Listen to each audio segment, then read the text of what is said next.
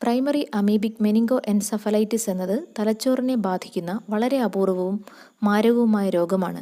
അതിസൂക്ഷ്മമായ ഏകകോശ ജീവികളുടെ വിഭാഗമായ പ്രോട്ടോസോവയിൽ ഉൾപ്പെടുന്ന അമീബയാണ് ഈ രോഗബാധയ്ക്ക് കാരണം. മനുഷ്യരിലെ കേന്ദ്ര നാഡീവ്യൂഹത്തെ ആക്രമിക്കാൻ കഴിയുന്ന 4 തരം അമീബകളാണ് പ്രധാനമായുള്ളത്: നീഗ്ലേറിയ ഫൗളേറി, അക്കാന്തമീബ, സാപ്പിനിയ പെഡേറ്റ, ബലമുത്തിയ മാൻഡ്രിലാറിസ്. ഇതിൽ നീഗ്ലേറിയ ഫൗളേറി എന്ന അമീബയാണ് പ്രൈമറി അമീബിക് മെനിങ്കോ എൻസഫലൈറ്റിസ് ഉണ്ടാക്കുന്നത്.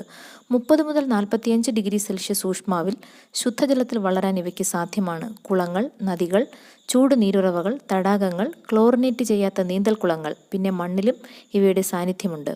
കുളങ്ങളിലും മറ്റും നീന്തുമ്പോൾ മൂക്കിലൂടെ പ്രവേശിക്കുന്ന ഈ അമീബകൾ ഓൾഫാക്ടറി മ്യൂക്കോസയിലൂടെ ക്രിബ്രിഫോം പ്ലേറ്റ്സ് കടന്ന് ഓൾഫാക്ടറി ബൾബിലെത്തുന്നു. അവിടെ നിന്ന് തലച്ചോറിലേക്ക് ഇത് വ്യാപിക്കുകയും അത് തലച്ചോറിലെ കോശങ്ങളെ നശിപ്പിക്കുകയും ചെയ്യുന്നു. അതുകൊണ്ടാണ് ഇവയെ ബ്രെയിൻ ഈറ്റിംഗ് അമീബ എന്ന് പറയുന്നത്.